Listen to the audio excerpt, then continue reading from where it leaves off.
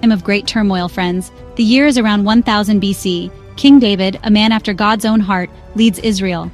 But things are far from peaceful. Our scripture today is Psalm 60, a powerful song born out of deep struggle.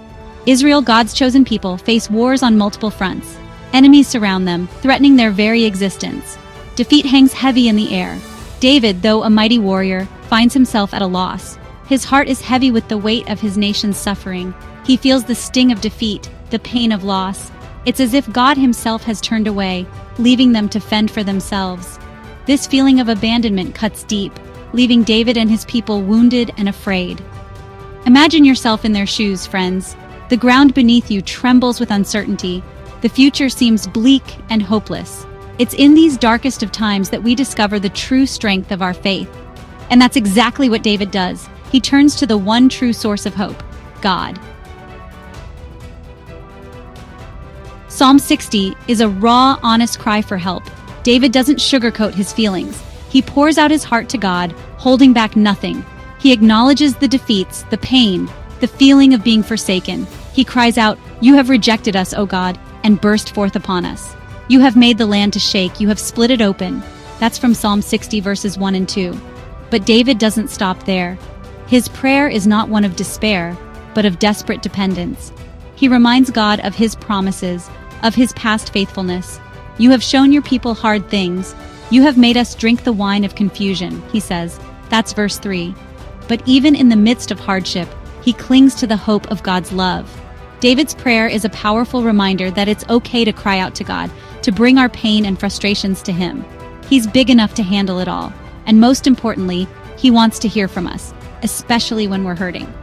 David teaches us that true prayer is honest, vulnerable, and full of faith, even when doubt creeps in. Despite the bleakness of the situation, a glimmer of hope shines through David's words. He remembers God's power, he remembers his promises, and he chooses to trust, even when he doesn't understand. "But for those who fear you, you have set up a banner to be displayed because of truth," David proclaims in Psalm 60, verse 4. This is not blind faith, friends. It's a faith forged in the fires of adversity. David knows God is faithful, even when it doesn't feel like it.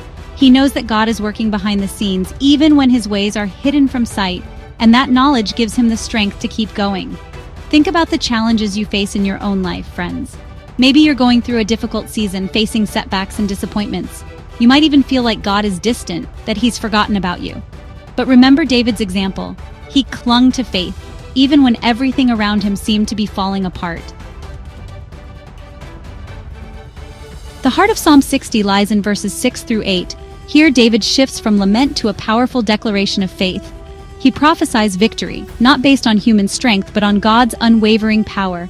God has spoken in his holiness. "I will rejoice. I will divide Shechem and measure out the valley of Succoth. Gilead is mine, and Manasseh is mine. Ephraim also is the helmet for my head. Judah is my lawgiver," he declares. These verses are a powerful reminder that God is in control. He has a plan, and his plans always prevail. Even when we don't see it, he is working behind the scenes to bring about his purposes. And, his ultimate purpose is always good. The victory David speaks of is not just a physical one. It's a spiritual victory, a triumph of faith over fear, of hope over despair. And this victory is available to all who put their trust in God. Friends, Psalm 60 is more than just an ancient prayer. It's a timeless message of hope and encouragement for us today. It reminds us that even in the midst of our darkest hours, God is with us. He hasn't abandoned us. He sees our pain, he hears our cries, and he longs to bring us comfort and deliverance. When you face your own battles, remember David's example.